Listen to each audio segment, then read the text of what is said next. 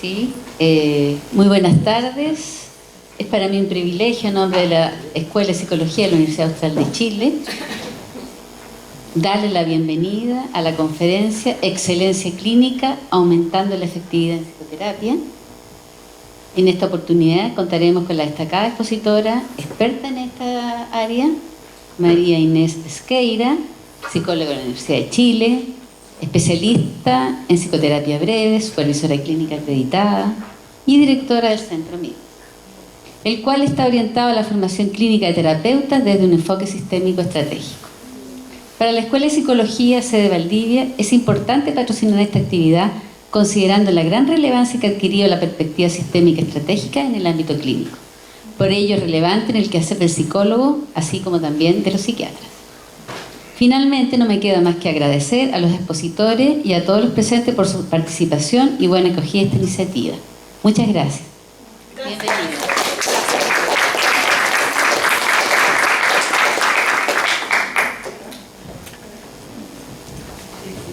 ¿Ahí sí? No, ¿se escucha? Sí, pero no tenemos micrófono prendido. ¿Pero no tengo micrófono? No. Entonces, no sé qué pasa. Señor amigo, ¿por qué está funcionando? Bueno, hagamos ese. El otro, sí, tu sello. Ahí. Así. Era cosa de prenderlo. Pero si yo lo había prendido. Pucha. Ya, bueno. Comenzamos sabiendo que yo no soy nada tecnológica, sabiendo que todo lo bonito que puedan ver de esta presentación se debe a Paula Uribe, que me va a acompañar aquí arriba del escenario y que es miembro de mi equipo. Es la especialista en excelencia clínica, ahora les va a contar ella también un poco de esto, pero además es mi hija. Entonces es un orgullo enorme poder estar hoy aquí y trabajar con ella y que me ayudes y me apoyes en esta conferencia. Lo que queremos compartir con ustedes, hemos llamado excelencia clínica. Nosotros trabajamos en terapias breves. Terapias breves siempre se piensa que es un número específico de sesiones. De hecho, cuando comenzaron las terapias breves eran las terapias de 10 sesiones o de 12 sesiones. Ya habían terapias breves de todos los enfoques distintos en psicología, en psicodinámico, en cognitivo, conductual, en sistémico, en los distintos enfoques de psicoterapia. Durante una era, todos los distintos enfoques plantearon sus terapias breves, así que entre 10 y 12 sesiones. No es esto de lo que vamos a estar hablando hoy día. Eso pasó hace muchos años y antiguamente, hoy día, ya no está esa división tan clara de enfoques de psicoterapia. Ya no hay esas peleas que había en que cuál enfoque es mejor, psicodinámico, psicognitivo, sistémico. La verdad es que la investigación en efectividad en psicoterapia nos ha hecho a todos los psicólogos de los distintos enfoques ser más humildes en pensar que nuestro enfoque es el mejor. Y no hay un enfoque que sea mejor que el otro. Ninguno tiene tantos mejores resultados que el otro. Y todos los enfoques tienen resultados más o menos similares. Y las grandes diferencias que se ven, sí, es en los terapeutas de los distintos enfoques. Entonces sí se ha visto claramente que hay muy buenos terapeutas y muy malos terapeutas. Incluso hay terapeutas que pueden causar daño a sus pacientes. Y eso ocurre en todos los enfoques distintos. Entonces, hoy, más que estar hablando de si somos de terapia breve de un enfoque o del otro, vamos a hablar de terapias breves en términos de obtener resultados y efectividad en psicoterapia en el menor número de sesiones posible y trabajando con los recursos con los que contamos en el paciente y en su contexto. En eso vamos a hablar de terapias breves. Y cuando hablamos de excelencia clínica, nos estamos refiriendo a una palabra que sí que es muy novedosa, que es muy nueva, que se está usando estos últimos años solamente, y que habla de cómo poder ajustar la terapia que hacemos a la medida del cliente. Porque es allí donde está la posibilidad de efectividad. Mucho más que en la técnica que empleemos, en cómo vamos a ajustar esa técnica, cualquiera que esa técnica sea, de cualquiera de los enfoques que trabajemos, a la medida del cliente, que es quien de verdad va a evaluar si estamos teniendo un buen servicio, si estamos obteniendo los resultados y lo que la persona espera. Entonces la psicoterapia se está alejando cada vez más de ser una mera aplicación de técnicas, donde la técnica es lo más importante. Y se está acercando cada vez más a mostrarnos que lo importante es el terapeuta y la capacidad que tenemos como terapeuta de ajustar aquello que hacemos a la medida del quien lo recibe, que es nuestro cliente. Y de eso hablamos entonces cuando hablamos de excelencia clínica. Bien, ¿vamos? ¿O tienes un pasador? Bien, Paula, ¿te gustaría presentarte tú un poquito más? Bien, ¿se escucha ahí bien? Sí. Buenísimo. Mi nombre es Paula Uribe, yo soy psicóloga, soy supervisora del Centro MIP. A mí me gusta mucho estar aquí, me gusta hacer clases, pero principalmente a mí me gusta mucho este tema. Yo hago clínica, soy especialista en ansiedad, pero además formo parte del grupo de investigación de Centro MIP.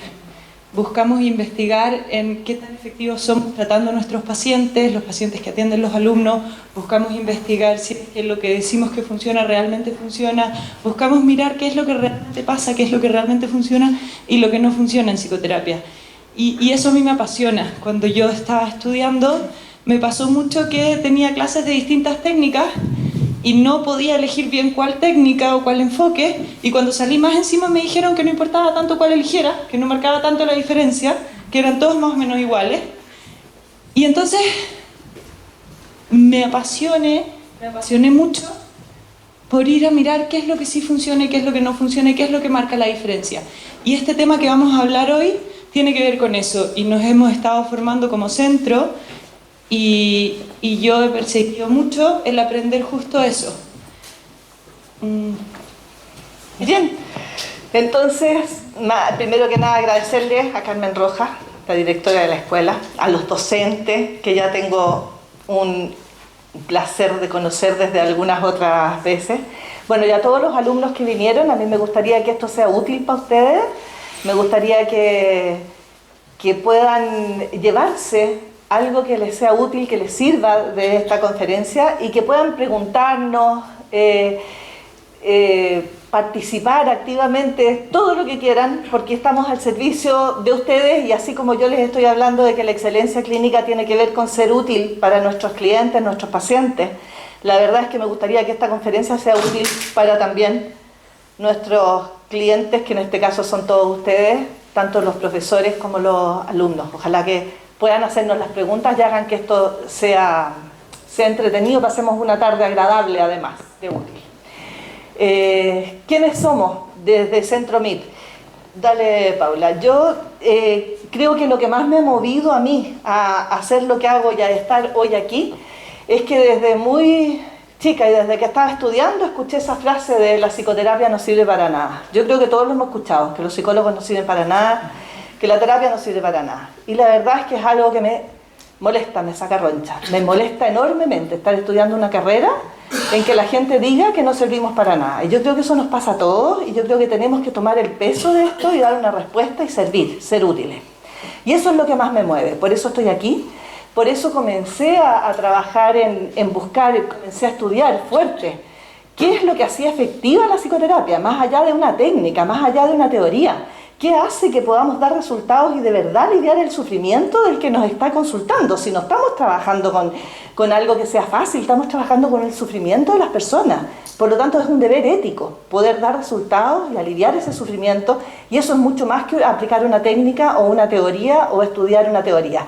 Hay que estudiarlas y hay que conocer las teorías, sin duda. Hay que conocer las técnicas, pero no basta. Tenemos que saber cómo utilizar esas técnicas, tenemos que saber evaluar y diagnosticar o conocer al otro para ver qué tipo de técnica se ajusta mejor a esa persona que está en particular, y dejar esta lucha un poco tonta de enfoques, de que mi enfoque es mejor, el tuyo es mejor. No hay ninguno que sea mejor. Tenemos como terapeutas que elegir un enfoque que se acomode a nosotros como somos, porque no todos los terapeutas vamos a poder ser del mismo tipo de enfoque, hacer la misma tipo de terapia. Somos distintos como personas los terapeutas, y por lo tanto tenemos que usar aquellas herramientas técnicas que nos vengan mejor a nosotros, a como somos, porque una de las cosas que hace que seamos efectivos es que como terapeutas creamos en eso que estamos haciendo, que le tengamos confianza a eso que hacemos. Eso hace que aumente nuestra posibilidad de éxito enormemente, más allá que lo que hagamos sea hipnosis, tareas, sillas vacías.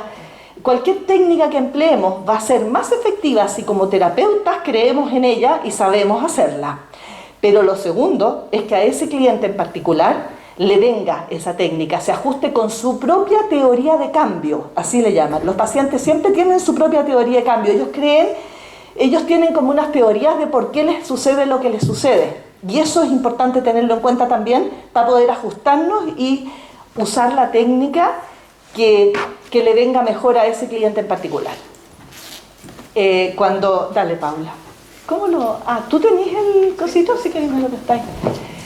Veamos unas cifras. ¿Qué dice la investigación? Para pensar. Ya. ¿Qué dice la investigación en psicoterapia? ¿Qué dicen los datos? Todos sabemos que tienen, vamos a pasar rapidito por estos números porque probablemente los conocen. Hay un 47% es la tasa de deserción en psicoterapia. Eso es bien tremendo porque la mitad de las personas que nos consultan prefieren seguir sufriendo que venir a vernos. Dejan de venir a vernos y eso significa no que se alivió el sufrimiento, significa que prefieren seguir sufriendo a venir a vernos. Eso es algo que tiene que preocuparnos y que me parece que tendríamos que hacernos cargo. Esos datos, si bien son investigaciones de metaanálisis de todo el mundo con una cantidad de pacientes enorme en todos los enfoques que se puedan imaginar y en todos los tipos de pacientes, familias, grandes, adultos, niños. Y por lo demás es la misma tasa de deserción que vemos en Chile cuando hay investigaciones en Chile, y la misma que cada uno de nosotros cuando tenemos pacientes vemos qué es lo que ocurre. O sea, no es algo tan raro y es algo muy alto para nuestra disciplina. Ahora, de los que permanecen en psicoterapia, el 80% tiene buenos resultados. Y eso es bastante bueno. Es decir, cuando están en psicoterapia, la psicoterapia es útil y funciona. Eso es una buena noticia. Es bueno saberlo. Pero ¿saben qué me preocupa enormemente? Ese 20%. Que permaneciendo en psicoterapia no tiene buenos resultados. Es más, no solo no tienen buenos resultados, sino que hay un 10% que tienen deterioro en psicoterapia. No que se deterioran porque se van de la psicoterapia, que estando en psicoterapia acusan deterioro. Y eso es muy serio, muy grave. Y fíjense esta otra cifra, el 40% de los niños que están en terapia se causa deterioro. O sea, esto es muy grave y es algo que tenemos que saber que ocurre y que no son teorías, es investigación, son datos de lo que ocurre, reportan. Se van peor de lo que entraron en psicoterapia. Me parece serio, me parece importante conocer esos datos y hacer algo al respecto. ¿Cómo enfrentar esos números, esas cifras dolorosas en realidad, porque la verdad es que me preocupan enormemente?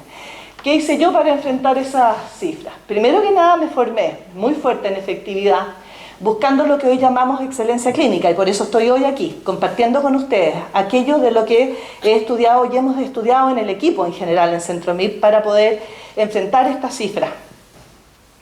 Segundo, empecé a compartir con otros aquello que fui aprendiendo. ¿Por qué? Porque el trabajo del psicólogo y del terapeuta es muy solo, y es muy importante pertenecer a un equipo, es muy importante tener unos otros con quien conversar y compartir aquello que hacemos, y sobre todo otros que sean distintos, porque cuando uno comparte su trabajo con gente que es igual a uno, que trabaja desde la misma teoría o que ve las cosas bien parecidas, uno no agrega diferencias a lo que está viendo. Me gusta compartir con otros distintos de mí, que trabajen desde otros enfoques, que tengan otras experiencias, porque eso agrega valor a lo que estoy haciendo. Y comencé a compartir con otros, comencé a ser docente universitaria de distintas universidades y comencé fuerte a compartir ese conocimiento y a hablar de lo importante que es poder basar nuestro conocimiento en investigación, estar al tanto de los datos de lo que se dice que funciona en psicoterapia. Es demasiado importante y a los psicólogos poco nos han formado en eso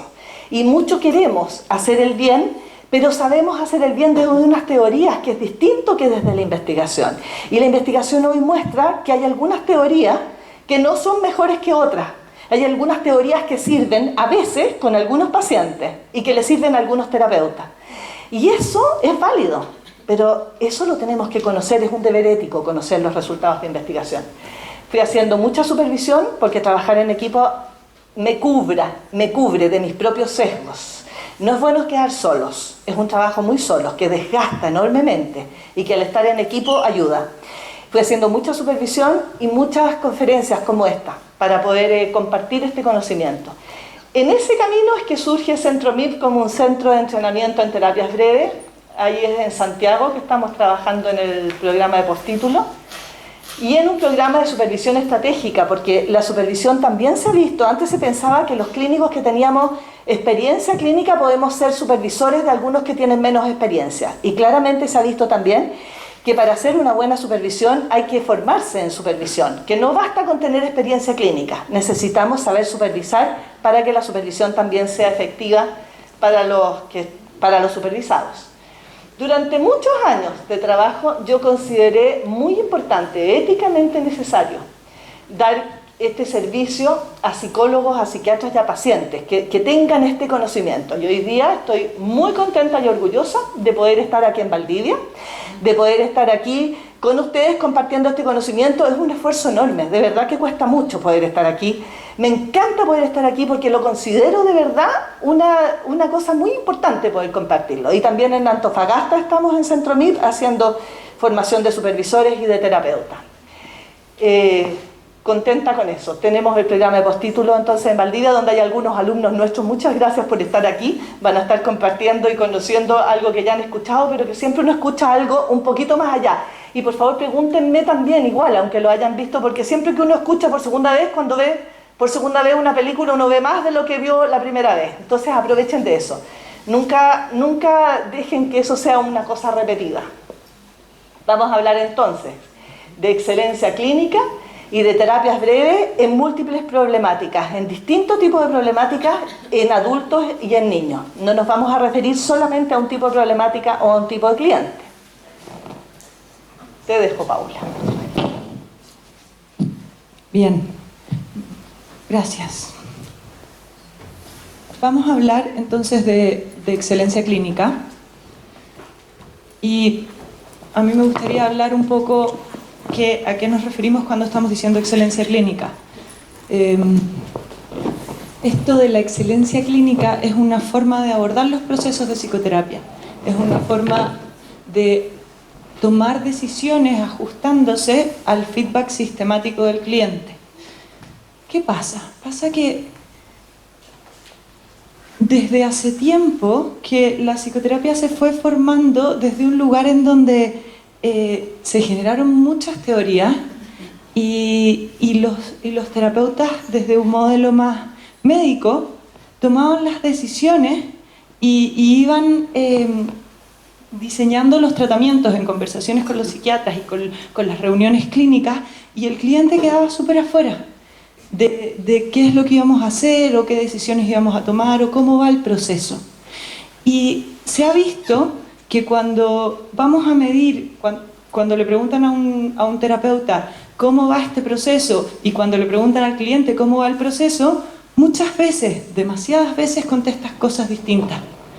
La opinión de los resultados de los procesos que tiene un cliente o un paciente son distintas de la opinión de los resultados que tiene un terapeuta, no correlacionan. Y cuando los terapeutas evalúan cómo está la alianza con este proceso, lo mismo, no correlaciona lo que dice el cliente de cómo está la alianza de lo que dice el terapeuta de cómo está la alianza. Entonces, hay el autor que plantea esto de excelencia clínica, que es Scott Miller, que tiene el Centro de Excelencia Clínica en Chicago, tiene una página de internet, Center for Clinical Excellence, y ahí uno se puede meter y ellos publican todos los últimos papers, está todo en inglés, entonces, y es súper duro, y lo que tratamos de hacer nosotros es traducir eso y mostrar la información que nos sirve a los clínicos, como qué de esta información nosotros podemos efectivamente usar para integrar en nuestros procesos de psicoterapia y tener mejores resultados. Entonces, la excelencia clínica lo que dice es: cuidado con quedarnos demasiado conversando entre nosotros, entre las reuniones clínicas, entre lo que creemos de cómo el paciente está, y vamos a preguntarle un poquito más, de manera más sistemática, cómo está, cuáles son los resultados, y vamos a medir alianza de manera más sistemática, y vamos a tener esa información un poco más segura, un poco más asertiva, porque no estamos siendo lo suficientemente asertivos y eso no nos permite mejorar como terapeutas ni tener éxito en nuestros procesos. Entonces, vamos a preguntar eso y vamos a tomar decisiones respecto de los procesos según nuestras opiniones, según nuestras reuniones clínicas, pero informadas por el feedback sistemático del cliente. Eso es excelencia clínica. Y el punto es que se ha visto que ese proceso, el pedirle el feedback al cliente e integrarlo en la toma de decisiones, mejora tanto nuestras posibilidades de éxito con ese paciente en particular, como nuestro trabajo como terapeuta. Entonces, ¿cómo es que aporta? Aumenta las probabilidades de éxito con ese cliente en particular. Si yo sistemáticamente mido mis resultados y mido mi alianza, disminuyo la deserción en un 50%, tengo menos probabilidades de deserción porque voy notando antes que voy mal o voy bien, voy midiendo antes que el paciente, porque no es solamente que las personas se van de los tratamientos cuando están muy mal, también se van cuando ya están bien, también se van porque a la tercera sesión nosotros creímos que nos estaba yendo increíble y estábamos muy contentos, entonces lo quisimos citar más para seguir avanzando en este proceso y el otro ya creyó que estaba listo y no vino más y no pudimos darle un cierre al proceso. Entonces, permite tener la información más sensible a los cambios que nosotros no podemos percibir porque son cambios mínimos de resultados y de alianza que nos dan posibilidades de hacer algo respecto de la deserción y se ha visto que el uso de instrumentos para evaluar resultados y alianza disminuye la deserción en un 50%, disminuye y previene el deterioro de los pacientes que se deterioran mucho, ya vieron que se deterioran un 10% en los adultos y los niños muchísimo más y disminuye y acorta la hospitalización de los pacientes que necesitan hospitalización.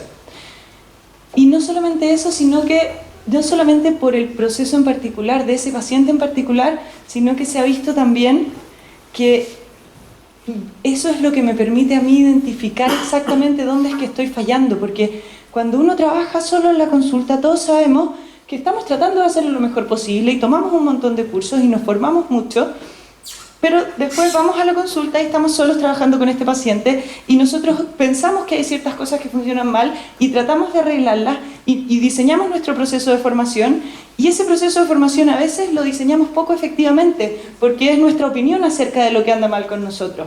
Y eso nos hace perder mucho tiempo y energía y en general se ha visto que nuestra efectividad no mejora a pesar de que los psicólogos somos personas que invertimos mucho en mejorar en nuestro trabajo. Nos importa que nos vaya bien con nuestros pacientes, nos importan nuestros pacientes, nos los llevamos para la casa, nos vamos pensando, cuando hay un paciente con el que nos va mal, no nos lo podemos sacar de la cabeza y es terrible y tratamos de mejorar y al parecer esos intentos de mejorar muchas veces son poco asertivos y no nos hacen mejorar como terapeutas. Entonces, el conocer la propia efectividad, el saber con cuántos pacientes efectivamente tengo éxito, exactamente, no según lo que yo creo, me permite saber dónde estoy fallando y por lo tanto diseñar un plan de mejora que sea más útil.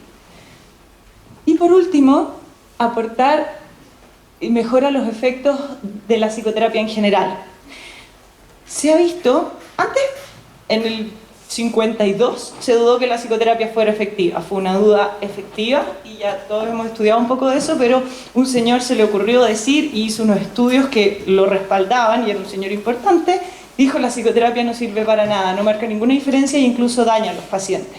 Y desde ahí se generó una revolución gigantesca en donde pudimos decir sí, funciona la psicoterapia, funciona y funciona bien. Las personas que acuden a psicoterapia están significativamente mejor que las personas que no reciben psicoterapia. Ahora, ese significativamente mejor es exactamente igual en el momento en que lo midieron, en los 60, que hoy. Si bien la psicoterapia funciona y funciona bien, no funciona mejor ahora que hemos estado invirtiendo un montón de esfuerzos en que funcione mejor. Y eso a mí me parece raro y me agota. Cuando yo me enteré de eso, me pareció nefasto porque hemos producido una cantidad enorme de enfoques y de formas de hacer las cosas y estudiamos. No somos personas que no estudiemos y que no nos preparemos. De verdad tratamos de mejorar. Y se ha visto que ni los terapeutas mejoran tanto en su camino de vida, ni el rubro de la psicoterapia, ni la psicoterapia mejora su efectividad en el paso de los años, y son muchos años. Entonces, para poder mejorar nuestra efectividad, tenemos que saber qué tan efectivos somos hoy. Y entonces diseñar un plan de mejora y medir si es que ese plan de mejora funciona o no funciona. Y si no, adaptarlo. Y ese es el enfoque de mirar la psicoterapia con un enfoque de excelencia clínica. No es cambiar lo que hacemos, No es un nuevo modelo, no es un nuevo enfoque, no aporta nuevas técnicas. Lo que dice es, haz lo que estás haciendo, porque eso que estás haciendo funciona bien, mide que también funciona, intenta mejorarlo y mide si se mejoró y si no cambia. Un minuto, dame un minuto. Cuando hablamos de cómo evaluar, significa pedirle feedback al cliente, significa preguntar, ojalá sesión a sesión, ¿cómo va la psicoterapia? A los ojos del cliente, que pocas veces lo hacemos. Y a veces los alumnos, los supervisados, los psicólogos o terapeutas que yo superviso, les digo que le pregunten al cliente y me dicen, no, ¿para qué? Porque ellos no se atreven a decirnos. No, si es que el problema es que sí nos dicen. Y sí se atreven a decirnos. Si nosotros sabemos preguntarlo, la gente nos dice qué necesita y si lo que estamos haciendo le funciona o no. Ese es el feedback del cliente. Es que el mismo paciente pueda decirnos si esto que estamos haciendo está funcionando o no a la luz de sus ojos. Porque es él quien va a evaluar si nuestro trabajo está bien hecho o no. No un profesor, no un supervisor, es nuestro paciente. Es a él a quien le tenemos que servir. Eso es lo primero. ¿Y cómo lo va a evaluar? Lo va a evaluar en cuanto a los resultados que él espera obtener. No los que la teoría dice, no lo que dice mi supervisor, ni lo que yo quiero. No está ahí el punto y el foco. El foco hoy se plantea que esté a la luz de los ojos del paciente.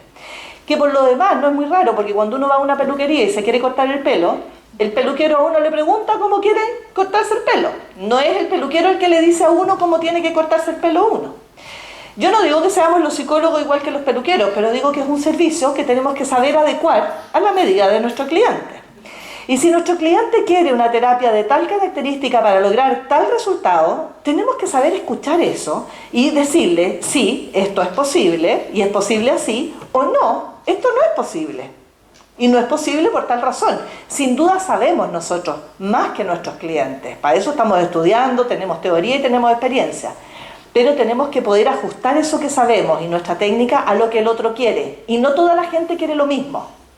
Pueden tener el mismo problema con un niñito que no va al colegio, pero esa mamá quiere una cosa y esa otra mamá quiere otra cosa, pero esa mamá además tiene un recurso distinto y esta otra tiene otro recurso distinto. Entonces tenemos que saber ajustar a lo que quiere la gente, a los recursos de la gente, aquello que necesitan nuestra intervención. Eso es el feedback. Y cuando habla a mejorar los resultados y los efectos de la psicoterapia y nuestra propia efectividad, fíjense que la investigación es bien impresionante porque la investigación muestra que los mejores terapeutas de los distintos enfoques, como decía antes, no vamos mejorando los terapeutas por tener más formación, porque aprendemos más cursos ni tenemos más técnicas. Tenemos iguales resultados los terapeutas que tenemos canas y 30 años de experiencia que los jóvenes, muy jóvenes. Tienen iguales resultados. Tienen iguales resultados los psicólogos y psiquiatras con años de formación y especialización que los terapeutas muy jóvenes, no psicólogos y psiquiatras, sino que técnicos. Aplican intervenciones con los mismos resultados de efectividad. Algunos muy buena efectividad y otros muy baja efectividad. No depende de su formación, no depende de los años de experiencia y no depende de la gravedad de los pacientes. ¿De qué depende que sea un terapeuta más efectivo? Sea psicólogo, psiquiatra, técnico. ¿De qué dependerá que sea efectivo, que logre cambio en sus clientes? Por lo que usted dice del ajuste a la persona que está... Exactamente, de la capacidad que tenga ese terapeuta de ajustarse al otro, de ese ajuste relacional. Cuando habla de alianza, Paula, no estamos hablando de relación terapéutica, que es lo más típico que antes se hablaba. La alianza es mucho más que la relación terapéutica. La alianza, la efectividad del terapeuta depende de la capacidad que tenga de formar alianza, o sea, de que seamos lo más flexibles posibles para que podamos hablar distintos idiomas que las distintas personas hablan, ajustarnos al idioma del otro, decimos. Pero alianza no es llevarse bien con el paciente, es tener un ajuste relacional a lo que el otro necesita. Y hay gente que necesita que uno la lleve de la manito y la acompañe en el proceso. Pero hay gente que necesita, ya se me fue, no, ahí está. Pero hay gente que necesita un empujoncito, una relación distinta. No a todos los tenemos que relacionar de la misma manera. Y saber lograr ese ajuste relacional hace que un terapeuta sea un buen terapeuta. Así aplique una técnica X o una técnica Y o una técnica Z. El ajuste relacional marca mucho más la posibilidad de éxito que la técnica que esté empleando. Alianza significa entonces, ajuste relacional. Significa acuerdo en las metas y objetivos. Si nosotros sabemos qué quiere el otro, estamos de acuerdo en que vamos a caminar en un proceso de psicoterapia con ese objetivo o meta, tenemos más posibilidades de éxito porque tenemos uno de los pisos, una de las patas de la alianza firmemente armada. Hay acuerdo en las metas u objetivos. Si no tenemos metas u objetivos en la psicoterapia, muy difícil que podamos tener éxito. El segundo acuerdo importantísimo es el acuerdo en los procedimientos o técnicas.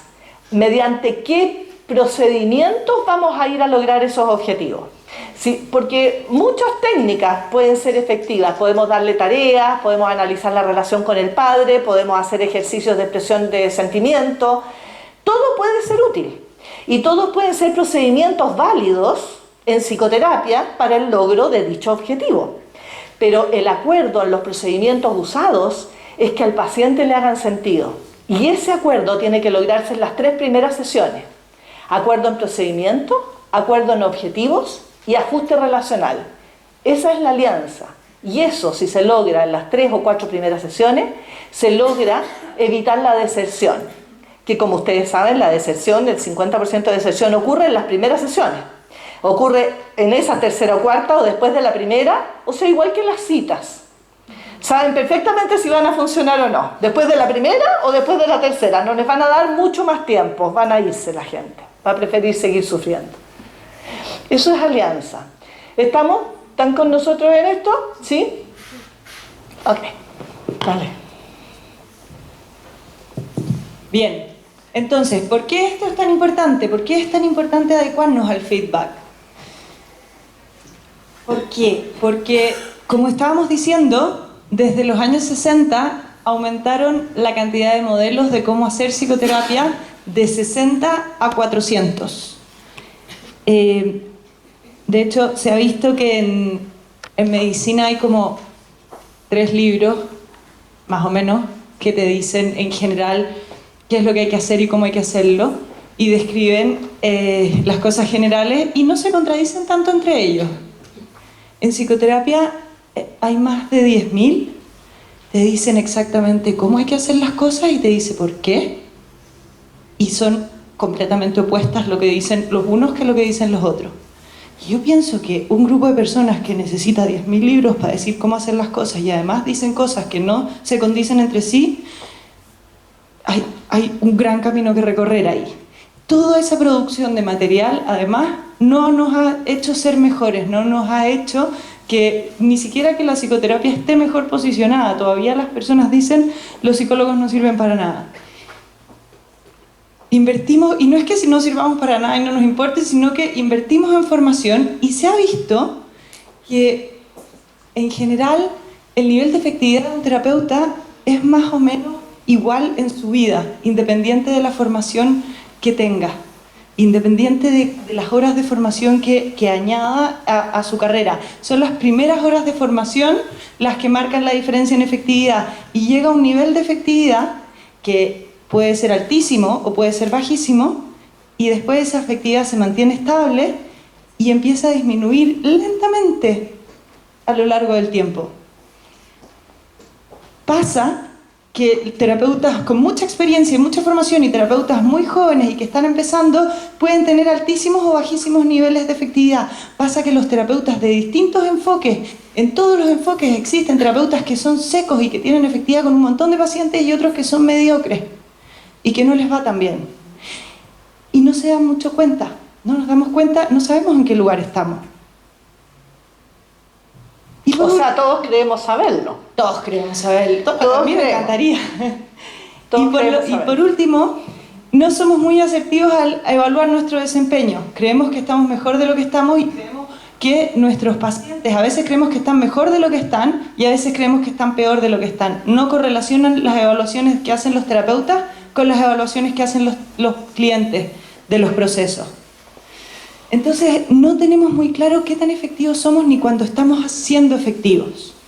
Ahora, ya conversaron un poquito esto, pero ¿qué es lo que hace efectiva la psicoterapia? ¿Qué saben?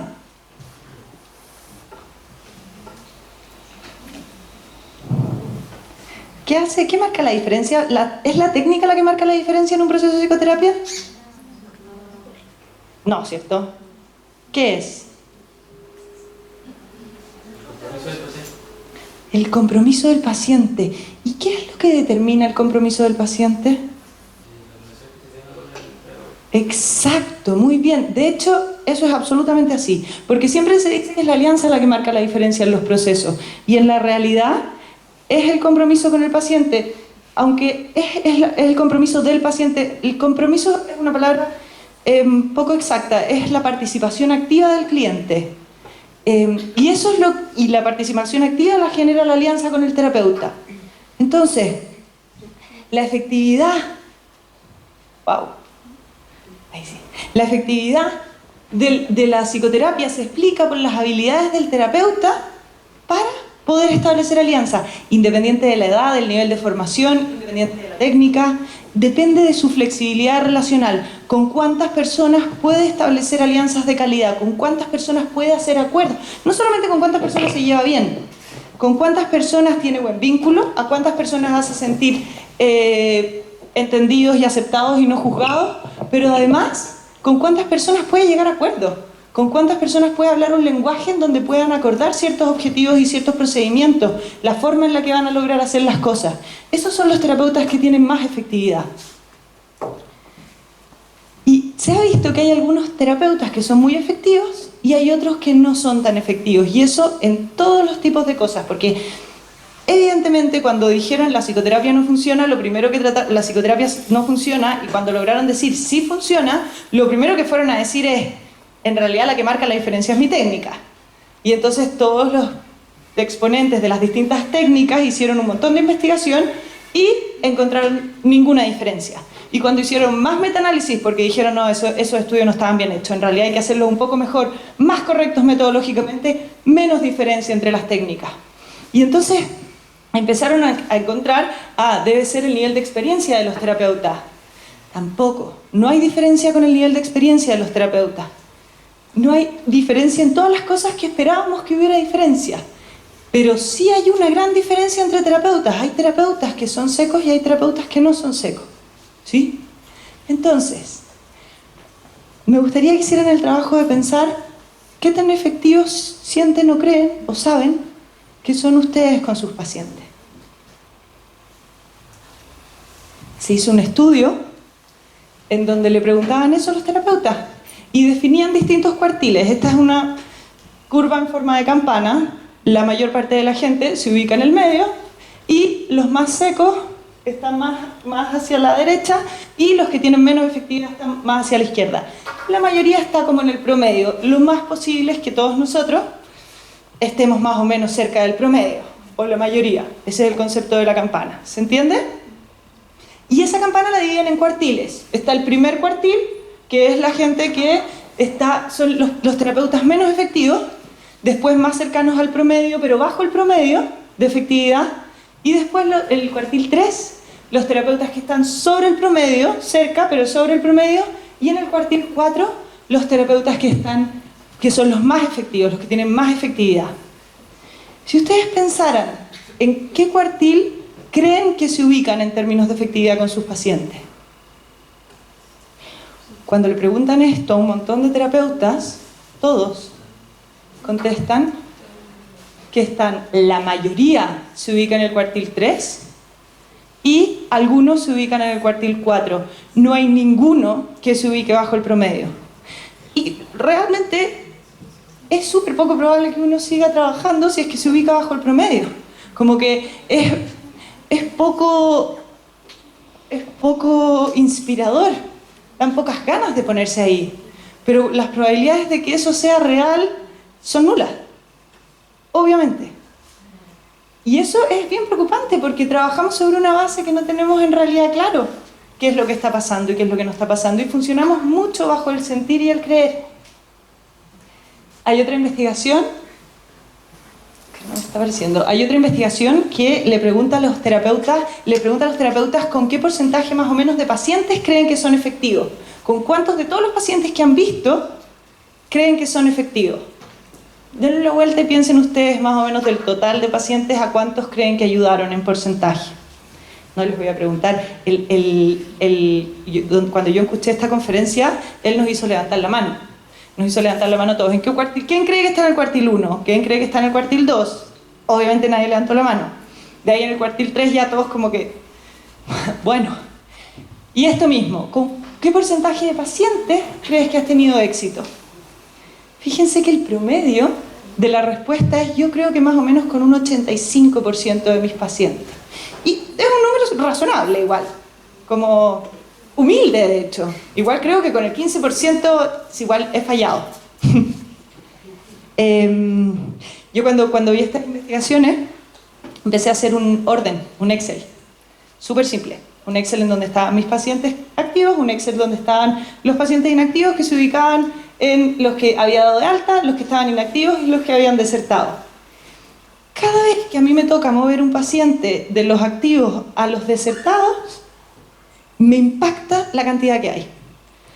Se me habían olvidado. De alguna manera mi cabeza no los guardó. Y a mí me importa esto. Yo lo pienso. Y además lo estaba haciendo conscientemente. Yo estaba haciendo el Excel para ver qué tan poco asertiva era mi cabeza para recordar. Y efectivamente, y cada vez que lo hago y todavía me pasa, y voy y miro y... ¡ah! Claro, porque uno tuvo una sesión, 2 sesiones, 3 sesiones. Entonces son pacientes que efectivamente se te van. Uno se acuerda de los casos malos, pero de los casos más malos. Y uno sabe que muchas veces se equivocó, si esto no se trata de decir soy seca. Pero los que fueron relativamente normales se te van. O se me van a mí. Y al parecer se le va al resto también. Nosotros creemos, o en promedio, la investigación dice que probablemente los gringos creen que tienen un 85% de éxito con sus pacientes. Y lo que se ha visto es que los mejores de los mejores terapeutas tienen éxito con el 70% de sus pacientes. Y ese es el máximo que se registra. Entonces, nuestros intentos de aceptar, quizás alguien no pensó en 85, pero seguro no pensó en 50. Entonces, hay algo que pasa ahí porque en la medida en que creemos que es 85, hacemos menos cosas efectivas por mejorar o son menos efectivas las cosas que hacemos por mejorar. Y lo que pasa ahí es, ¿por qué decimos eso? Porque al pensar que la psicoterapia como disciplina no ha ido mejorando a lo largo de los años, han aumentado la cantidad de enfoques y de libros escritos y cada vez hay más teorías para hacer psicoterapia, ya hay una nueva revolución. Yo ya he vivido como no sé cuántas revoluciones, la revolución cognitiva, cuando yo estaba en la universidad, era ya los cognitivo-conductuales creían que iban a ser, pero ya los magníficos iban a resolver todos los problemas del mundo, porque ellos tenían investigación y yo era de los conductistas y teníamos que, ya, pero, o sea, después vino la revolución sistémica y después la revolución, o sea, cada cosa que aparece nueva nos promete que vamos a tener tan buenos resultados, y resulta que tienen los buenos resultados los que hicieron la teoría, pero después todos los seguidores no logran los mismos resultados que tuvieron ellos, que creían en su técnica y se embalaron por distintas buenas razones. Pero no, ningún enfoque ni ninguna revolución. Sin embargo, han ido aumentando estas revoluciones en teorías y en enfoques, pero no ha ido aumentando la efectividad. Si ustedes piensan en otras disciplinas, en los gimnastas, por ejemplo, cada año, en los que corren, cada año van mejorando las marcas y saltan más alto. ¿Por qué? Porque mejoran la técnica, entrenan mejor y van saltando más alto, van corriendo mejor, con mejores tiempos. En las distintas disciplinas van mejorando los resultados, las distintas áreas. En la psicoterapia no va mejorando los resultados. Desde que Eysenck dijo, esto no funciona, y dijeron, sí, funciona. Cuando decía la Paula, un señor dijo, ese era Einstein. Y no es porque no sepa cuál es el señor, sino que porque le encanta no dejar ahí en el 50, ¿verdad? Los años 50. Eso fue súper bueno que existiera el Einstein que dijera la psicoterapia no sirve. Funciona igual los que van a psicoterapia y los que no van a psicoterapia. Menos mal que ocurrió eso, porque entonces se generó un montón de investigación en las distintas técnicas, en los distintos enfoques. Pero hasta hoy día no tenemos mejores marcas. ¿ya? Somos efectivos igual que en aquella época. 30 años, 40 años han ido ocurriendo y vamos aumentando los enfoques, vamos aumentando las teorías, vamos aumentando los libros que dicen cómo hacer psicoterapia, pero no vamos aumentando la efectividad, y eso es lo que nos preocupa. Creo que tenemos que mejorar la efectividad porque estamos en una disciplina de que tenemos mucha deserción y que no estamos teniendo los resultados que deberíamos de tener. El 80% de los que se permanecen en psicoterapia tiene buenos resultados en cualquier tipo de psicoterapia, sí, pero el 20%, chiquillos, hay un 20% que sigue en psicoterapia y que no mejora. Y ese 20% ocupa los lugares de salud mental donde hay pocos lugares para gente que pueda ser ayudada. Están en permanentes personas que se quedan en psicoterapia ocupando esos lugares sin ningún resultado. Años a veces en psicoterapia sin ningún resultado. Se están gastando los recursos, los pocos recursos que hay, en la menor efectividad. Y eso es algo que hay que mirar también y que tenemos que poner sobre la mesa y decir, a ver, hagamos algo distinto, la gente necesita ayuda. Bien. De hecho, se ha visto que cuando pensamos en alianza y las personas tienen una buena alianza con sus pacientes, un buen vínculo, pero sin incluir las otras patitas de la alianza, sin incluir el acuerdo en los objetivos y el acuerdo en los procedimientos, entonces se da muchas veces que el cliente se queda porque se siente bien con nosotros, pero en realidad no está logrando lo que necesita lograr y muchas veces se deteriora. Y entonces existe un buen vínculo y eso es muy problemático, no es en realidad bueno. Ahora, el 70% de efectividad con sus pacientes, o sea, con el 70% de sus pacientes, los mejores terapeutas son efectivos. Los peores es con el 20% de sus pacientes, y eso significa que pueden establecer buenas alianzas con un número mucho más reducido de personas. No tienen flexibilidad relacional. Son buenos con determinado tipo de pacientes, Claro. con un 20%. Son excelentes, son igualmente buenos, pero con muchas menos personas. Entonces, tenemos un sesgo al evaluar nuestro desempeño y no nos damos cuenta de que no nos damos cuenta. No nos damos cuenta de que está este sesgo y entonces seguimos actuando como si... y en realidad eso tiene sentido, porque el punto es que esto no es sin preguntarle al cliente, esto es pidiendo feedback hablado. Es que de alguna manera hay un sesgo en lo que yo escucho, o quizás el otro me lo dice mal. Yo no entiendo bien qué es lo que pasa, pero al parecer, cuando yo le pregunto al cliente cómo está la alianza, o cómo se siente conmigo, o cómo se ha estado sintiendo, lo que me responde, de alguna manera, no correlaciona con lo que escribe cuando llena una escala. Muchas veces sí, y ahí es maravilloso. Pero el punto es que no sabemos cuándo correlaciona y cuándo no con lo que llena la escala, lo que dice o lo que yo escucho. Entonces, la información llega ahí sesgada y nosotros tomamos decisiones en base a una información que está sesgada sin darnos cuenta. Nosotros creemos que estamos ajustando la terapia al cliente, creemos que estamos adecuándonos a la evaluación de la alianza y le estamos preguntando cómo está.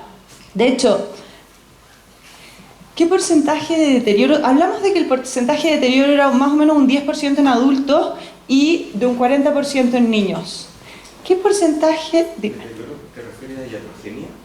Deterioro, me imagino. Sí, me refiero a cuando el paciente, el puntaje de ingreso de bienestar es más bajo cuando termina el tratamiento o cuando deserta. Sí, sí.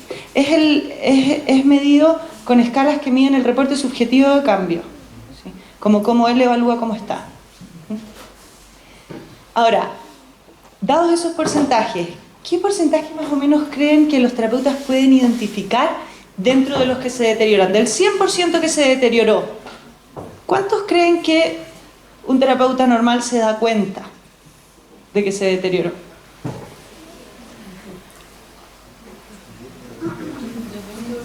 ¿Un 20%?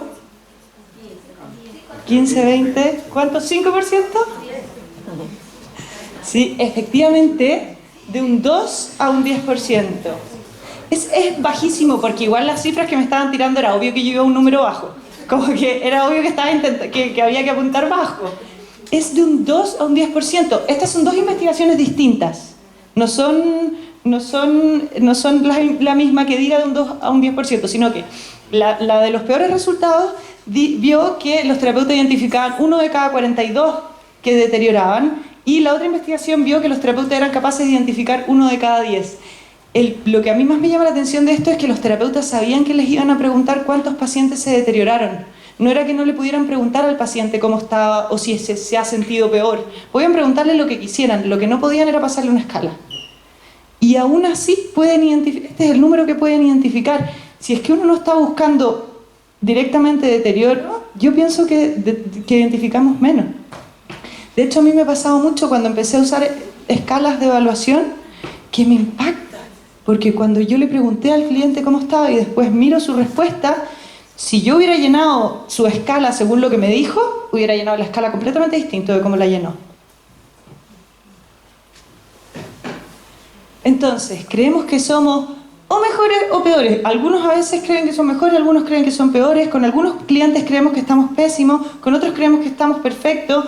El punto es que no acertamos y no nos damos cuenta que no acertamos. Entonces, tratamos de ajustar los tratamientos a los resultados, pero lo estamos ajustando a unos resultados que creemos que son, mucho más que los que son en verdad. Y eso es problemático y eso nos impide mejorar como terapeutas y nos impide mejorar el proceso de psicoterapia. Y nos toca, yo pienso que nos toca hacer por lo menos que cada uno conozca su propia efectividad. A mí lo que me mueve es conocer mi propia efectividad, cuál es mi línea base, para ver cuando tomo una formación, para chequear si esa formación me hizo más efectiva o no me hizo más efectiva. Me importa. Y me importa y estoy aquí porque me importa, no porque me guste estar parada aquí, me pone muy nervioso estar parada aquí, pero realmente me importa que los psicólogos nuevos, los terapeutas, las personas que quieren ayudar, lo hagan de manera más efectiva para que vayamos mejorando nuestra efectividad como grupo. Entonces, ¿qué es lo que podemos hacer con esto? Podemos conocer los datos que hay de efectividad en psicoterapia para saber qué esperar. ¿Qué significa esto? Podemos conocer la efectividad en psicoterapia. Por ejemplo, sabemos que las técnicas no marcan la diferencia, pero que tener una técnica sí marca la diferencia. No es que no importe. Entonces, no es que no importe no saber nada. El punto es elegir una estructura. Cuando comparan tener una estructura o un método específico con terapeutas que no tienen estructura, sí hay una diferencia significativa y hay una gran diferencia. Los que no tienen una estructura no tienen la efectividad y los que sí tienen un método tienen la efectividad de la psicoterapia. Ahora, ¿cuál método en sí mismo no marca la diferencia? Lo que marca la diferencia es cuánto como yo, como terapeuta, creo en ese método que elegí y cuánto logro que mi cliente crea en ese método que eligió. Y yo tengo que saber también en cuánto tiempo tengo que esperar el cambio, porque es como conocimiento. A mí me pasa que yo soy especialista en ansiedad, entonces trabajo harto con trastornos obsesivos y siempre llegan las personas con trastorno obsesivo y dicen, no sé, a mí ya me dijeron que esto es para largo. Como que ya llegan a sentarse a esperar un año para que empiece a pasar algo. Y la investigación no dice eso, pero hay muchas cosas que tenemos como creencias populares y que no están tan ahí porque no somos tan amigos de los números. Y yo tampoco, la verdad, cuando tengo que leer un paper me tengo que cabecear tremendamente. Pero quiero saber eso que dice, quiero saber si es que la técnica va a funcionar o no, o si es que hay una técnica mejor para trabajar con ansiedad. Y eso es lo que nos importa, es poder hacer un trabajo que está informado por la investigación para saber qué esperar y qué no esperar y cuándo esperarlo. ¿Cuál es la curva de cambio de un paciente, por ejemplo? Cuando llegan muy deteriorados, ¿cuál es el pronóstico? ¿Hay alguna diferencia en el diagnóstico en términos de pronóstico?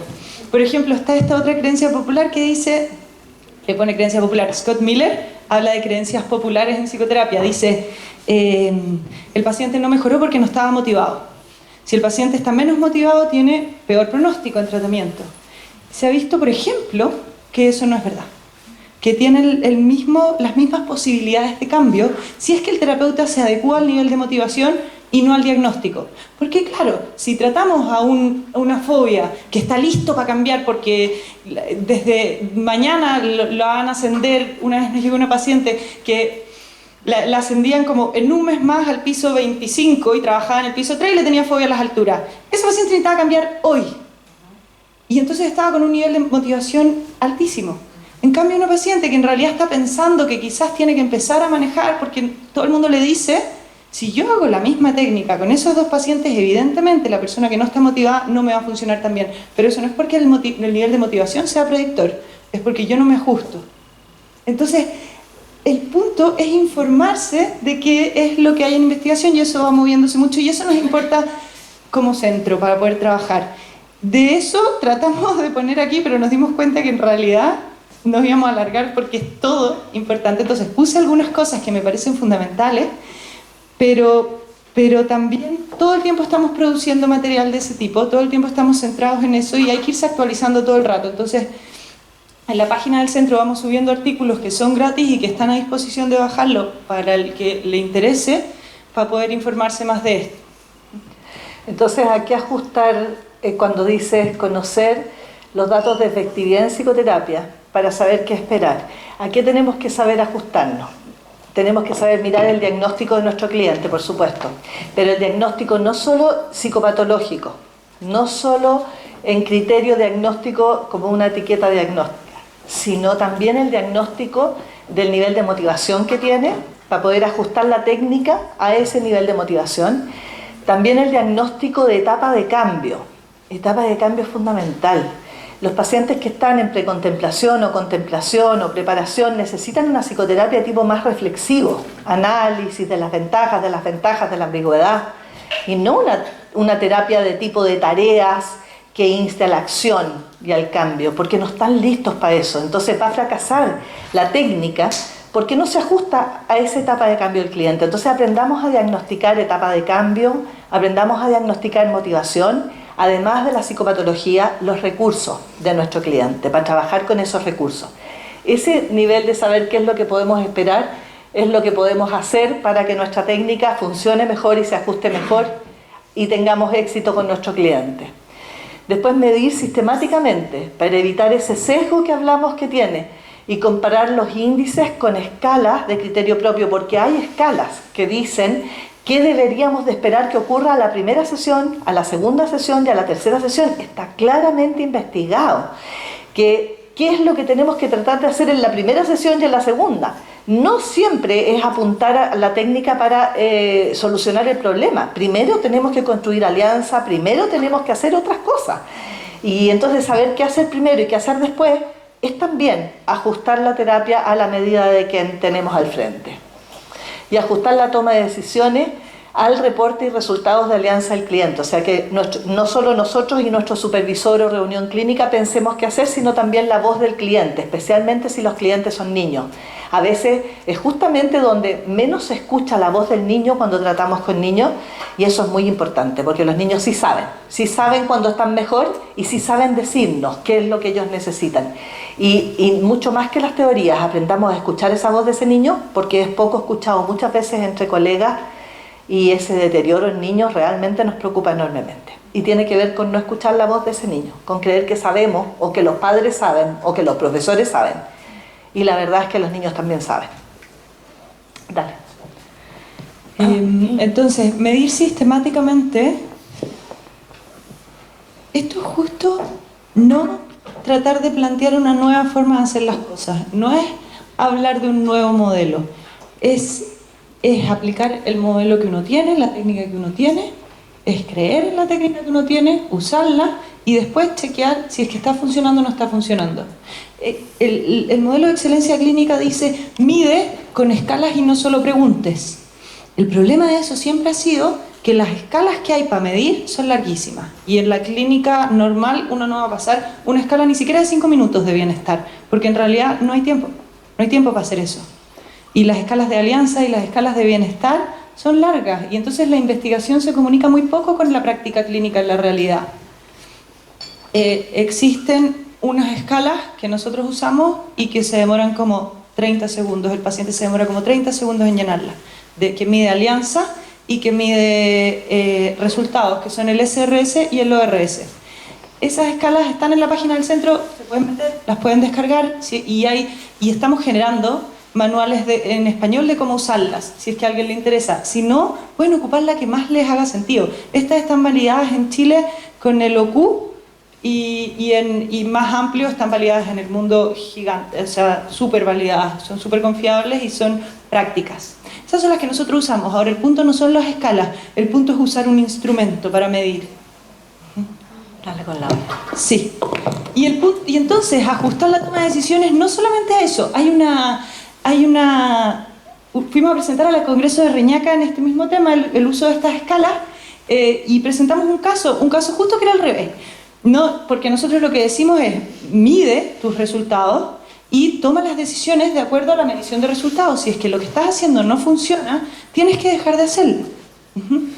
Y presentamos un caso en el que los resultados, había un deterioro tremendo en la paciente y llevaba como 15 sesiones, una cosa que a nosotros no nos parece nada de bien porque es muchísimo tiempo cuando pensamos por lo menos desde el enfoque de terapia breve y desde la mirada de la investigación.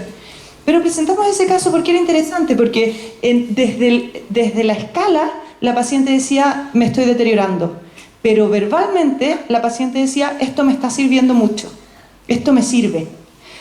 Desde la escala tendríamos que haber derivado a esa paciente porque no la estamos pudiendo ayudar.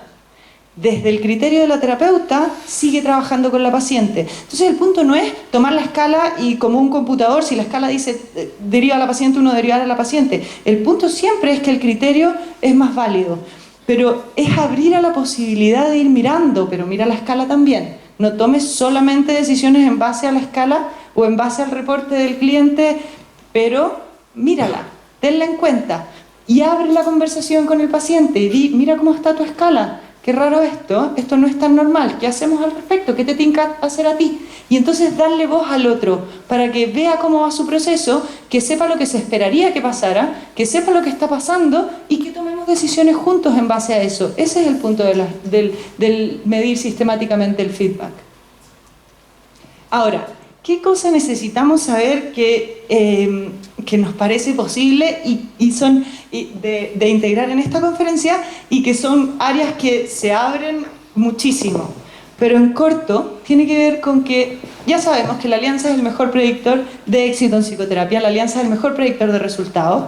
Ahora, no es la alianza en sí misma, porque es la evaluación que el cliente hace de la alianza, que, sorprendentemente, como ya sabemos, no correlaciona con la que hizo el terapeuta. Y la que hace el terapeuta no impacta en lo absoluto en los resultados. No impacta nada. ¿Qué más? Que el reporte subjetivo de cambio ocurre más temprano que tarde.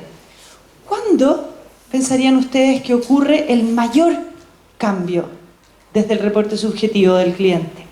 ¿A cuántas sesiones yo tendría que esperar que el cliente empiece a reportar cambio?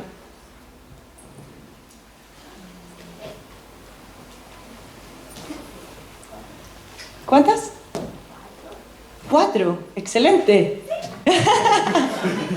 Muy bien. De hecho, se ha visto que los pacientes, el mayor cambio que reportan es de la primera a la cuarta sesión y después la curva se va estabilizando hasta la 7ª y después se queda más o menos plana y de hecho después de como 15 sesiones empieza a bajar despacito, igual que la efectividad de los terapeutas. Entonces, ¿qué significa eso? ¿Significa que el paciente va a remitir sintomatología, que se va a dejar de sentir mal de la primera a la cuarta sesión? No, ¿cierto? No. Es el reporte subjetivo de cambio. Lo que pasa en las primeras sesiones es que el cliente dice, este es mi lugar, esta persona me puede ayudar, le creo, mi problema es solucionable y esta es la persona con la que yo tengo que hablar para que mi problema se solucione. Es el proceso de remoralización. Y el proceso de remoralización hace que el cliente reporte muchísimo más cambio en nivel de bienestar que la remisión de la sintomatología. Cuando él cree que se va a mejorar, es cuando más cambia en puntos de la escala de cómo se está sintiendo. ¿Tiene el mismo problema todavía? Sí, tiene el mismo problema todavía, pero cree que se puede mejorar y eso da un vuelco gigantesco. ¿Y por qué eso es tan importante? ¿Me lo preguntas a mí o a ellos? ¿Por qué? ¿Por qué eso es tan importante que a la tercera o cuarta sesión el paciente reporte que hay cambio? Es decir, que crea que su problema tiene solución, que ese terapeuta lo puede ayudar y que está en el lugar indicado para ser ayudado. ¿Por qué es tan importante? Sí, ¿y por qué es tan importante que se potencie el ajuste de la alianza? Creyendo lo que está haciendo, se va a comprometer más y va a hacer las cosas necesarias. Sí, todo eso es verdad. Porque no va a aceptar. Sí, porque lo que tenemos que conseguir es que si nosotros vemos el problema de la psicoterapia es la deserción. Si cuando la gente se queda funciona. Entonces tenemos que trabajar full para evitar la deserción. Y la única manera de trabajar evitando la deserción es que en las primeras 3 o 4 sesiones el paciente logre creer que esto tiene sentido, que su problema, que el terapeuta, creer en nosotros como terapeutas y en la psicoterapia como herramienta de cambio. Si logramos eso en las primeras 3 o 4 sesiones, chiquillos, vamos a lograr después aplicar la técnica, remitir sintomatología y hacer todo lo que queramos hacer. Pero si nosotros empezamos queriendo hacer técnicas primero, no vamos a alcanzar porque los pacientes nos van a desertar. Entonces, ajustarse a la etapa de cambio es fundamental para evitar la deserción, que es justo que tener al otro trabajando activamente a favor de lo que nosotros queremos. Súper. Buenísimo. Igual a mí me hace ruido cuando tenemos tanto cuidado con evitar la deserción por el nivel de deterioro también que se puede causar. Después, si bien sabemos que el reporte de cambio es en las primeras sesiones, también se sabe que cuando no hay ese reporte de cambio, en las primeras sesiones, las probabilidades de que haya reporte de cambio efectivamente bajan cada vez más, bajan estrepitosamente.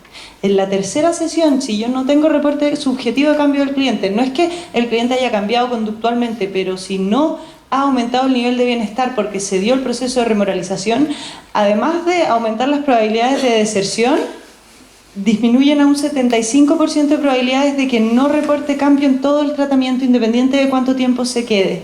Y si a la sexta sesión yo todavía no tengo el reporte de cambio del cliente, entonces disminuye a un 90% de probabilidades que no haya cambio en el tratamiento completo.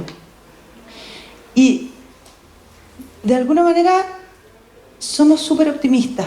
Entonces a la sexta sesión no tenemos cambio y seguimos intentando. Yo tengo un paciente que llevo como 18 sesiones y sigo intentando. Y me acuerdo de las investigaciones y digo, yo no debería seguir intentando esto porque ya mis probabilidades son bajísimas y le estoy haciendo perder el tiempo. Aunque en el proceso que presentamos en el Congreso de Reñaca, que eran unas 15 sesiones deteriorándose y la terapeuta decidió quedarse, el proceso repuntó y subió. Entonces no es que no hayan posibilidades de cambio absolutamente, sino que es que hay que tenerlo en consideración. Es que el punto es que no dejemos de mirar que el paciente puede estarse quedando sin que le esté sirviendo y eso le va a hacer daño. Si no es a su nivel de bienestar, va a ser a su esperanza de cambiar. Y entonces hay que estar mirando todo el tiempo eso. No el punto es, si a la sexta sesión no hay cambio, entonces despacho a los clientes, sino que abro la conversación, pregunto qué es lo que estará pasando, porque el cambio no lo espero a los 6 meses. El reporte subjetivo de cambio lo espero en las primeras sesiones. Dale. Estamos con los tiempos. Estamos perfectos. Por primera vez. Bien. Entonces, nos parece que es fundamental crear una cultura de retroalimentación efectiva, una cultura en donde el feedback que pidamos nos sirva y lo usemos y además sea asertivo en la forma en que lo entendemos, correlacione con lo que el otro dijo, lo que nosotros escuchamos correlacione con lo que el otro dijo, que creamos una cultura en donde efectivamente nos ajustemos a lo que el cliente dice que va pasando y podamos definir con claridad el camino a seguir junto con el cliente y no junto a nuestra teoría o a nuestra técnica. Súper. Bien. Miremos un poquito entonces... ¿De nosotros? Sí. Miremos un poquito entonces si tienen dudas, preguntas o comentarios de lo que hemos hablado, de manera que se pueda ajustar lo que hemos transmitido a aquello que ustedes piensan o quieren saber o hacen. ¿Dudas o comentarios? Dime. Tengo una duda. Pensando en como ustedes plantean desde el punto de vista del cambio, y quiero la imagen de un modelo de Prochaska de Sí. cambio, uno podría pensar que los pacientes también podrían elegir no cambiar. Sí. Y las primeras sesiones, cuando surge posiblemente la deserción, y es legítimo que el paciente diga, ¿sabes tú que no? Sí. Esto me sirvió para darme cuenta que prefiero quedarme como estoy. Exactamente. Y no necesariamente un fracaso. No. Porque en algún momento ese paciente, o esa persona, para no llamarlo así como tan pasivo, podría elegir cambiar, Sí. y elegir la posibilidad. Exactamente. No porque no exista, sino que en este momento no era el momento. Exactamente, eso es fundamental y tiene que ver eso que tú estás diciendo, mucho mejor explicado con cuando yo dije hacer el diagnóstico de etapa de cambio, porque si los pacientes están en una etapa de cambio previa a la acción, es decir, en precontemplación, en contemplación o quizá en preparación, tú como terapeuta no puedes esperar que haga un cambio en la acción. Tienes que adecuar, porque si te está consultando también por algo será. No es que está tan cómodo ahí donde está. Entonces está viendo cierta incomodidad, está queriendo cambiar, pero no tanto. Está analizando las desventajas del cambio. Y aquello, porque un cambio, chiquillos, no es solo bueno. O sea, la gente nos pide cambiar porque esto les molesta y quieren cambiar esto. Pero no solo es bueno cambiar. Cuando cambian, pierden mucho y tiene desventajas ese cambio. Y ese análisis, que es lo que tú dices, es fundamental en las primeras sesiones, porque entonces ese proceso ya no es una deserción, es un proceso psicoterapia exitoso, porque tú ayudaste a un otro a analizar si cambiar o no cambiar y va a elegir voluntariamente qué quiere hacer con su vida. Tú no lo vas a empujar a cambiar necesariamente, porque la gente tiene buenas razones para cambiar, pero también muy buenas razones para no cambiar. Y es éticamente necesario, siempre que van a promover un cambio, mirar el sistema y las desventajas del cambio, chiquillos, porque nosotros no somos gaffiter que corte el agua, que ya no salga más agüite, que seguro entonces no va a hacer nada. Tenemos que analizar, y ese es nuestro rol de expertos, es ponernos en una situación donde le podamos decir a la gente, ¿sabe qué? Sí, sería bien bueno que usted cambiara y lograra esto. ¿Y ha pensado qué va a pasar con todo esto cuando usted logre esto? Porque eso es lo que muchas veces se ha hablado como funcionalidad del síntoma, como los cambios que no son buenos se tiran para atrás y no funcionan más, porque el sistema los vuelve. Pero entonces el prestarnos a hacer ese análisis antes de con el paciente es fundamental. Muy bueno tu comentario, muchas gracias. ¿Quién más iba a ver? Dale. Ahora te doy la palabra. Dale. A mí me gustaría agregar a eso que es justo ese es justo el punto. Es que lo que se está tratando de medir no es el cambio, sino que el nivel de bienestar. Y alguien que va a 3 sesiones y decide no cambiar, va a elevar significativamente su nivel de bienestar porque pudo tomar la decisión. Entonces, ese es el cambio que se mide. Es el cambio de lo que le importaba a la persona que pasara y lo que le importa hacer a esa persona en ese momento. Claro.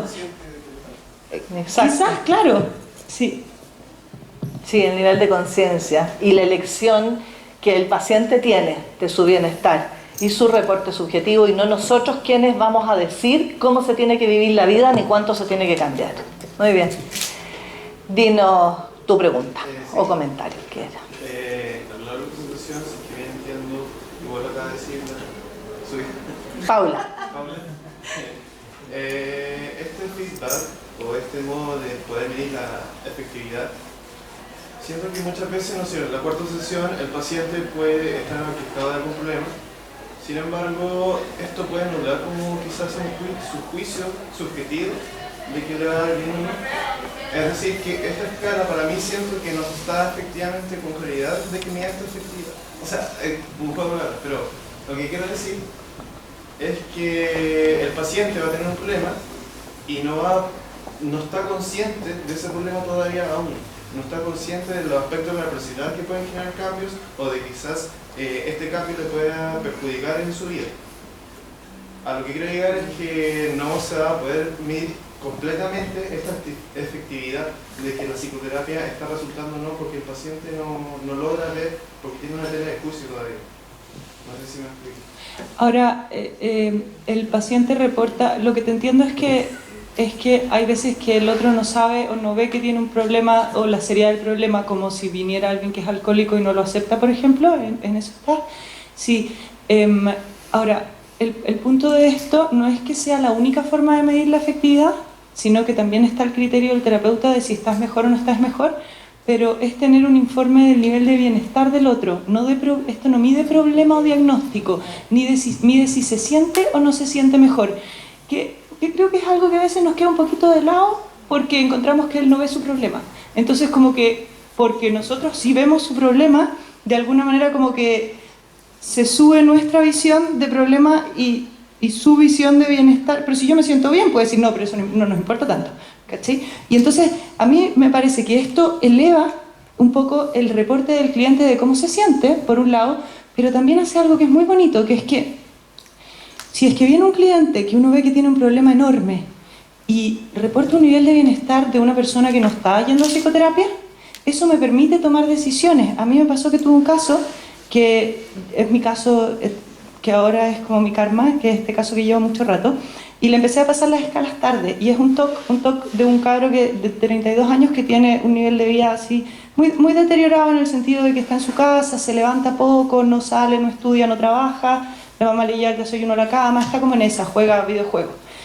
Y yo no le había pasado la escala, y yo encontraba que tenía un problema gigante, porque además de tener un TOC no tiene vida. Entonces yo había asumido que su nivel de bienestar era bajo.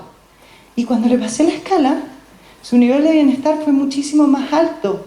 Y esa información, la doble información, no es que yo solamente me importe lo que él opina, es que cuando yo veo que él opina que él está bien, que no me había dado cuenta porque no es lo que reporta verbalmente, mi intervención va a ser completamente distinta que si él opina que él está mal.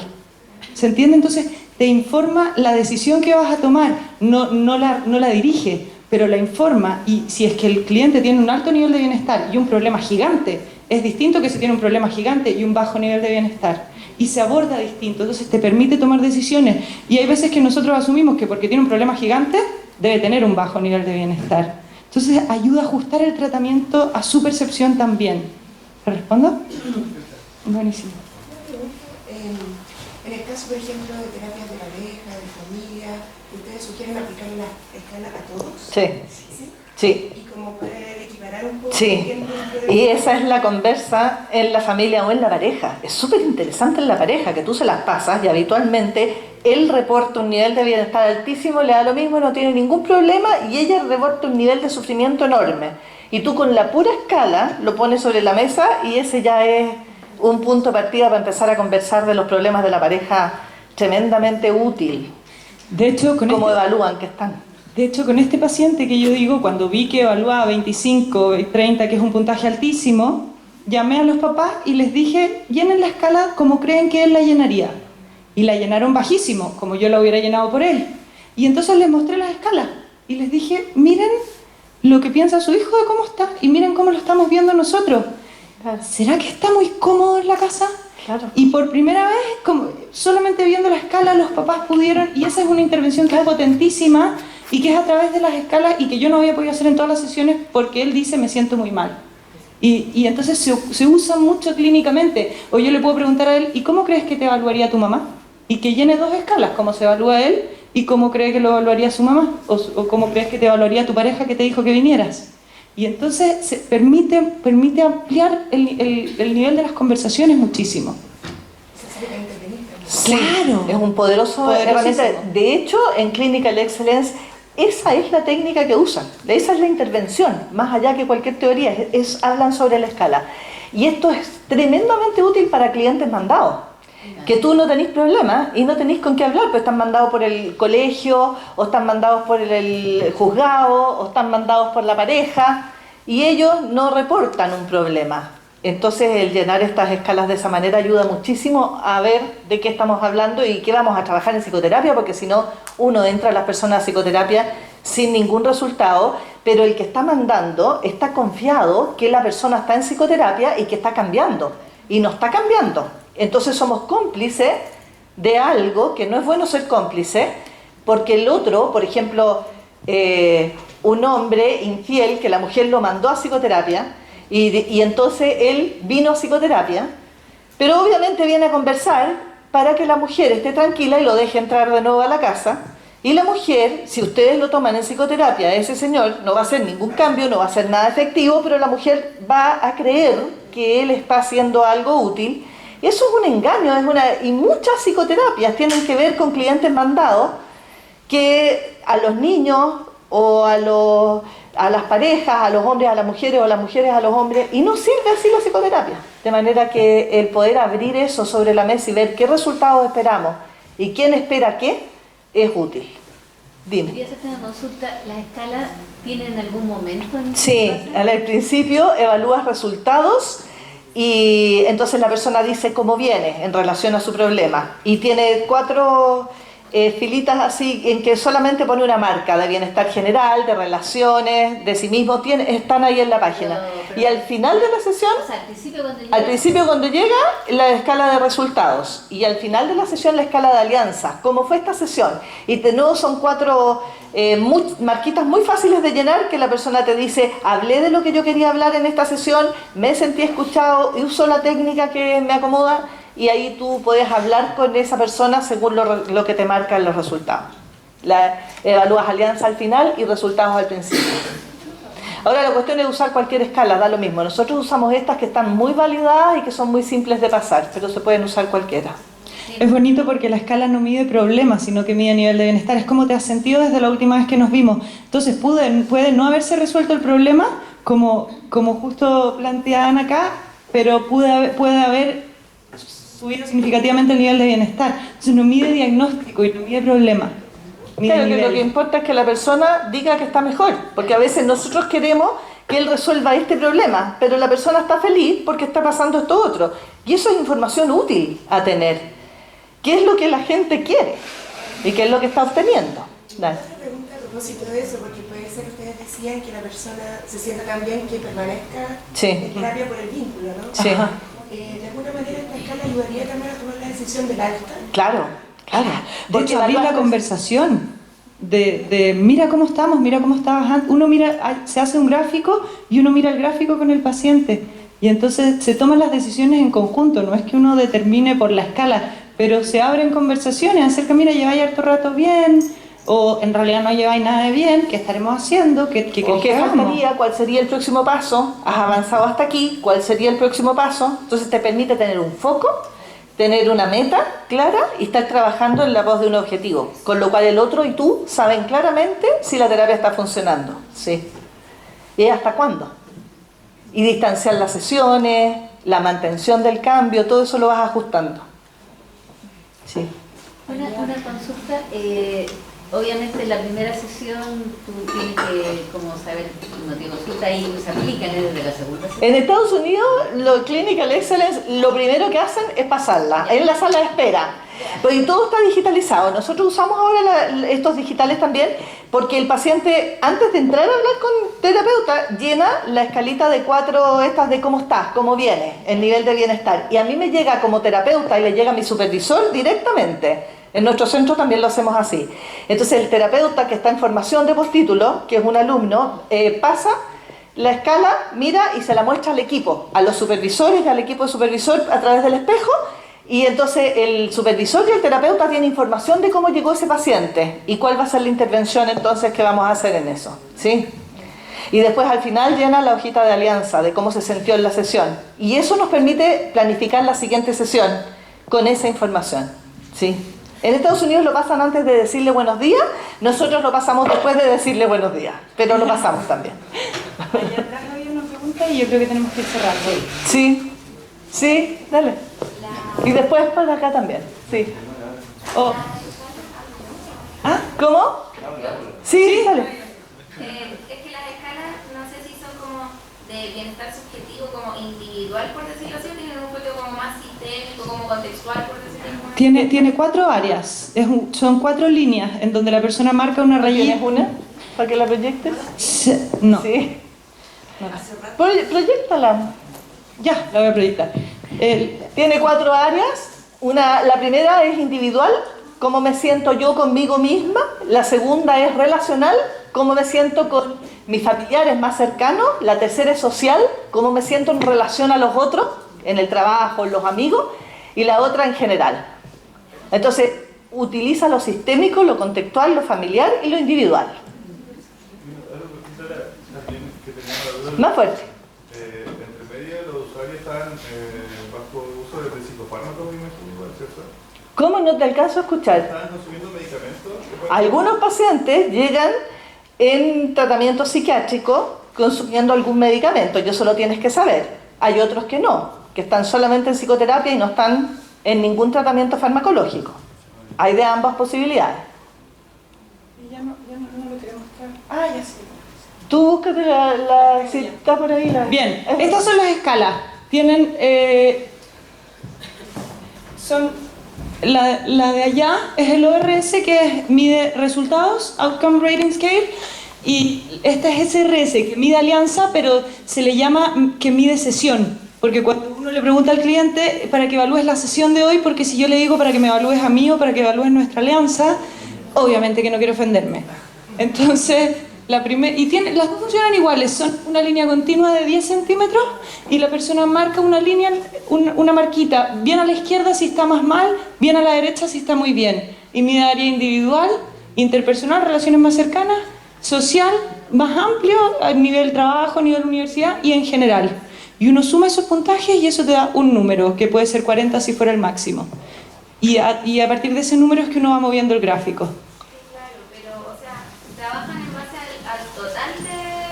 O sea, el número que da Sí. total de todas las cosas, pero también me imagino que es como una Sí. guía para saber en qué área es. Sí. Claro, tú la llenas él al principio de la sesión y te abre temas. Mira, este punto está más abajo, ¿qué pasó aquí? O este subió mucho, cuéntame qué pasó. Y entonces te va ampliando temas. O cuando la llenas en la primera sesión y de esto que marquiste aquí tiene que ver con tu problema, y entonces después uno hace preguntas como ¿y qué tendría que pasar para que esto subiera 1 centímetro? Y te ayuda a ir definiendo objetivos, te abre conversaciones clínicas que son súper potentes también. Es un instrumento para abrir conversaciones, hacer diagnóstico y hacer intervención. Las 3 cosas.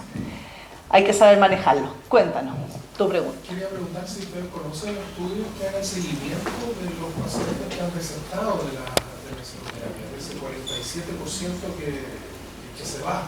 ¿Qué les pasa? ¿Cómo evolucionan? Porque entiendo que, o sea, primero que una duda que uno como terapeuta tiene, no simplemente en la vida clínica uno puede llamarlos o hacer el seguimiento para saber qué pasó con ellos. Sí. Quizás en el entorno de un centro de investigación pudiera quizás hacerse. Sí. Una alternativa es que esos pacientes o grupos hayan, comillas, decidido Sí, seguir pasándolo mal. Sí, pero otros estuvieron bien. Alguna de esas Exactamente. sin saber muy bien qué es lo que hizo, a lo Sí. mejor le atinó, Sí, exactamente. un movimiento que provoca un cambio positivo. Sí, sí. No sé si eso está Sí. sintetizado, si hay estudios. Sí está.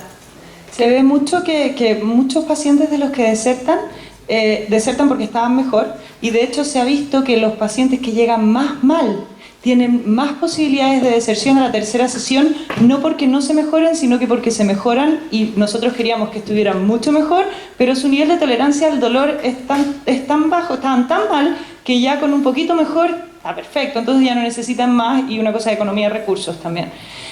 Ahora, nosotros ahora en el centro estamos haciendo justo un estudio de seguimiento a las deserciones, pero fíjate que ahora yo me fijé, ahora que fuimos a la formación en Estados Unidos acerca de cómo medían las deserciones, y ellos consideran deserción los pacientes que no reportaron cambio y se fueron. Los pacientes que sí reportaron cambio y se fueron pero sin alta, desertaron pero sí habían reportado cambio, no los ponen en el grupo de deserción. Entonces esos no están ahí. No sé bien qué es lo que pasa después con ellos si empiezan a mejorar después, pero ellos no los cuentan como deserción, nosotros sí. Creo que no sé. Buenísimo. Bueno, tengo una consulta. Por ejemplo, ¿qué pasa a una persona que se siente como obligada a asistir a terapia? Quiere como salir luego y que le dan el alta luego. Entonces miente en la escala de efectividad. Sí, claro, sí, los obligados. Pero el psicólogo ve que en verdad no está bien una persona y entonces hay como una diferencia de opinión. Sí. Y uno tampoco puede como obligar al paciente a que siga en terapia. No. ¿Qué se hace en ese caso? Cuando uno nota que en verdad el paciente está mal, pero está mintiendo en la escala. Sí. Idealmente tú tomas al que lo está obligando a ver cómo lo evalúa y que vaya evaluando su nivel, y tratas de intervenir con el que sí está dispuesto a hacer algo. Ahora, muchas veces el que obliga es el juzgado o un ente externo que uno no lo puede traer a la terapia, al colegio y cosas así. Y entonces hay ciertas acciones que hay que tomar. Lo que se dice es que hay que tratarlo como un paciente mandado. El enfoque es completamente distinto, y la investigación ha mostrado cómo es que hay que tratar a los pacientes que no tienen ganas de venir. Ahora, cuando mienten en eso es súper específico clínico, lo que dice es que hay que formarse una imagen de cómo ellos quieren ser vistos y no verlos como el alcohólico o el mentiroso, porque eso es lo que nos pasa, es como, así que no has tomado esta semana, maldito mentiroso, como que igual yo sé que estás mintiendo, pero no voy a hacer como que te creo. Entonces uno entra como en una relación de falsedad, que es lo que arruina el tratamiento. Lo que te dicen en súper pocas palabras, pero también podéis leer artículos de clientes mandados específicamente, que son muy buenos, que es lo que dice la investigación al respecto.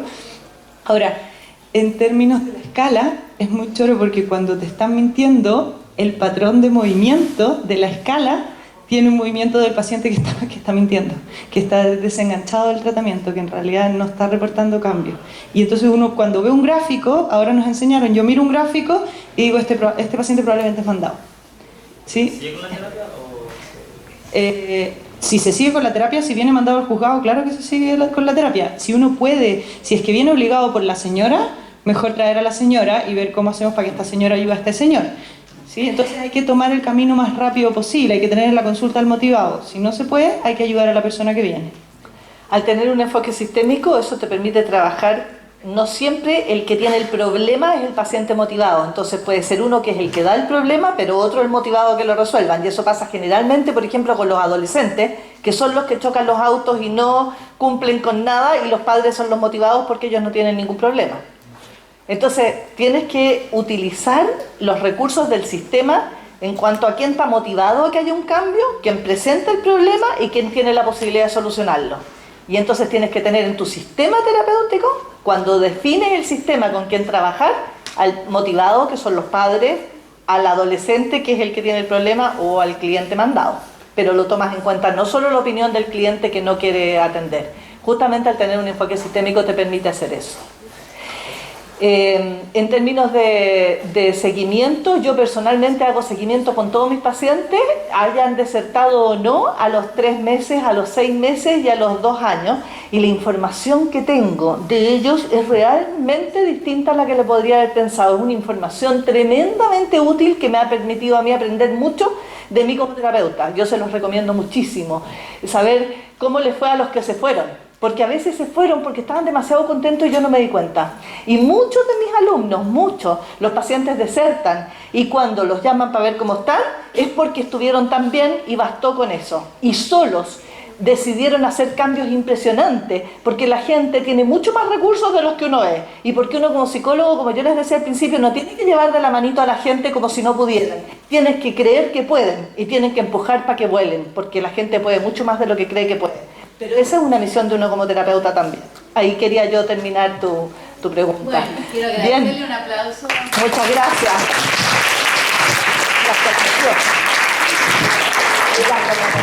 Gracias a todos por la escucha. Gracias. Muchas gracias. Estamos.